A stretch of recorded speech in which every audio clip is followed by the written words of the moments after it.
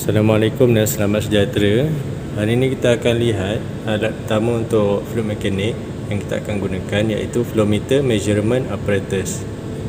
So ini adalah bentuk alat ni secara overview. Okey, kita akan terangkan komponen alat ni untuk mudahkan kita faham macam mana dia berfungsi. So yang pertama, bawah ni kita ada tangki air. So tangki air ni kita perlu isi lebih kurang separuh daripada level dia. Yang penting untuk tangki air ni kita pastikan dia bersih. Okay, dalam kes ni dia ada keladak sikit. Dan kalau perasan ada lubang kat tepi tu, itu adalah lubang untuk pump sedut air daripada tangki. So eloknya kita kena isi lebih lah, supaya pump ni dia tak akan masuk angin. Okay, dan lubang tadi kita boleh lihat daripada sini dia akan masuk pada pump ni. Ini adalah centrifugal pump. Dan kita ada belajar pasal cavitation. So inilah bentuk dia lah. So air akan masuk, lalu bilah dia ada kat tepi. Okay, dia dalam bekas yang besi ni. So kita tak boleh, kita kena pastikan dia tak ada angin, supaya dia tak ada cavitation lah dalam pump ni. Okay. Kemudian pump tu akan pump air ke alat ni, lalu pipe ni sebelah kiri. Dan kemudian dia akan masuk kepada alat flow measurement ni lah. Yang pertama iaitu venturi meter. So ni adalah bentuk venturi meter. Dalam kes ni kita akan nampak alat ni dia transparent. So kita boleh nampak lah dia punya dalam dia.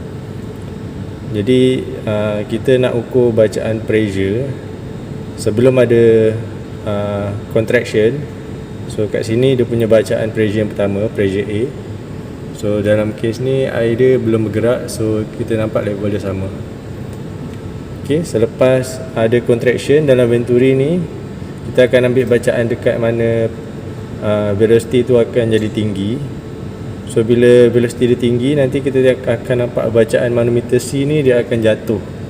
Okay, dalam kes ni belum nampak lagi. So dalam ni ada banyak manometer kan, A sampai J. Tapi untuk venturi meter, untuk kita calculate flow rate liter per second tu ataupun liter per minit, kita akan guna dua ni, A dengan C. Kemudian air akan masuk melalui alat flow meter yang kedua, iaitu orifice. So orifice ni bentuk dia dalam ni macam ada cincin. So daripada sini kita tak berapa jelas lah. Okay, tapi kita boleh nampak ada sesuatu kat sini. So ni diameter yang asal, sebab air mengalir daripada kiri. Kemudian dia lalu kat kawasan yang ada contraction ni. So bacaan manometer kat sini adalah G. Yang sini adalah sama dengan manometer H. Kemudian air akan lalu ke elbow. Elbow ni adalah siku bentuk dia. Ni untuk eksperimen yang seterusnya kita akan discuss kemudian. Kemudian dia pergi kepada alat bacaan yang membaca flow meter juga, iaitu rotameter. So ni adalah bentuk rotameter. So kat sini kita nampak ada besi tu. Besi tu adalah penanda dia lah, kalau air ni mengalir berapa flow rate dia. Okay. So biasanya untuk alat ni kita akan buka control valve ni. Control valve ni adalah air yang kontrol berapa banyak pump tu masukkan air dalam sistem ni. So control valve ni cara dia, kalau kita nak buka ke arah anti clockwise, ke arah kiri, macam pipe kat rumah lah, buka kiri, tutup ke kanan. So kita buka, kemudian kita set flow rate yang kita nak. Okay, kita boleh buat 5-10 liter per minit. Okay, ikut tinggi ni. Okay, dia punya rotameter punya indikator ni. Kalau dia punya tinggi dia kat 10, maknanya dia 10 liter per minit. Okay, kemudian bila air tu akan mengalir ke atas, dan dia akan ada satu lagi valve lah kat sini untuk discharge air daripada sistem ni. So air ni akan discharge lalu ke belakang ni. Dan kat sini ada satu tangki kecil. Okay, so tangki kecil ni sebenarnya fungsi dia untuk kira flow rate juga, tapi untuk kira secara manual. So kita nak pastikan flow meter kita ni berfungsi. Ya, contohnya macam rotameter ni tadi kita baca 10 liter per minit kan. Kita boleh baca dekat sini juga. Okay. So kita akan letak alat penutup ni. So air takkan boleh turun ke tangki bawah sebab kita dah tutup. So nanti air tu dia akan terkumpul kat sini dan dia akan sambung dengan satu manometer. Okay, ni manometer dia. So manometer ni yang akan baca level air dalam tangki yang kecil ni. Okay, yang segi 4 ni. So cara dia, kita akan tunggu air ni naik sampai kosong. Kemudian kita akan start stopwatch, set masa. So kita boleh pilih nak tunggu air ni, katalah kita ambil dia sampai 5 liter. Bila dia sampai 5 liter je, kita akan stopkan kita punya stopwatch. Dan kita akan bahagikan 5 liter bahagi dengan berapa minit yang kita dapat. So nilai yang kita dapat tu sepatutnya dia akan sama dengan nilai yang ada dekat rotameter. Okay, orifice dengan venturimeter. Baik, sekarang saya dah onkan pump ni. Okay, dan air mula dipump ke dalam kita punya alat. So sekarang kita boleh nampak switch pump ni dah menyala warna merah. Kemudian control valve ni saya dah adjust supaya flow rate dia adalah lebih kurang 8 liter per minit. Okay. So bila kita pump, pastikan kita biarkan alat ni run dalam 2-3 minit lah. Okay. Kalau perasan dia punya level ni pun macam dah turun sikit lah. Jadi saya set memang ngam-ngam. Okay, 10 liter per minit. Jadi kita pun tengok alat ni, pastikan kalau boleh tak ada bubble dalam pipe ni. So itu akan boleh menyebabkan error juga. Okay, sekarang kita baca bacaan venturimeter. Venturimeter, bacaan pressure dia adalah A dengan C. Bila kita tengok bacaan dia, so lebih kurang tu nilai dia.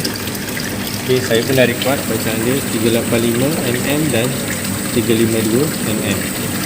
Untuk orifice pula yang ni, kita akan tengok dua manometer ni. So, kita ambil bacaan dia. Okay, dan saya dah tulis bacaan dia adalah 335mm dan 307mm. So bacaan ni dia adalah dalam milimeter, yang mana kita akan convert kepada pressure melalui rumus P sama dengan rho GH. Okay. So H tu kena tukar meter kan, mm pada meter. Lepas tu kita darab gravity, kita darab dengan SC, baru kita dapat pressure. Okay, sekarang kita nak pastikan alat ni betul tak dia baca 10 liter per minit. So macam mana kita nak validate nilai ni?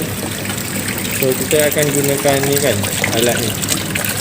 So kita akan tutup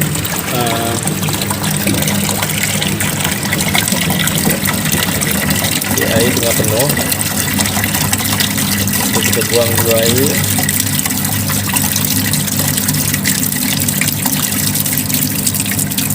Okay, jangan tutup dia.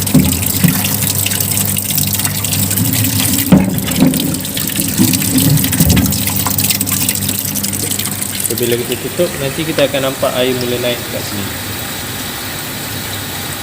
So, air dalam ni sebenarnya dia dah letak sama level lah dengan air dalam tangki ni. So bila air naik dalam tangki tu, bacaan kat sini akan naik juga. So kita akan tunggu sampai dia naik pada kosong. So baru kita akan startkan kita punya stopwatch.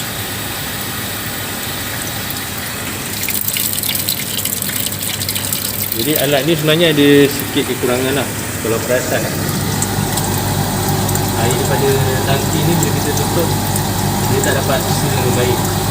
Jadi sepatutnya nilai flow rate yang kita dapat ni liter per minit. Okay, sebabnya liter tu lah berapa liter air dalam tangki ni. Tapi sebab dia dah turun, so nilai liter yang kita dapat tu akan jadi kurang lah. Okay. Jadi saya tak akan proceed lah dengan kaedah pengukuran flow rate secara manual ni, sebab alat ni ada error. Okay, itu saja operation untuk alat ni. Dia agak simple saja. So nanti saya akan tunjuk cara kira flow rate daripada venturi dan orifice. So kita akan bandingkan dengan nilai yang kita dapat tadi lah kat sini, rotameter ni. Okay, terima kasih.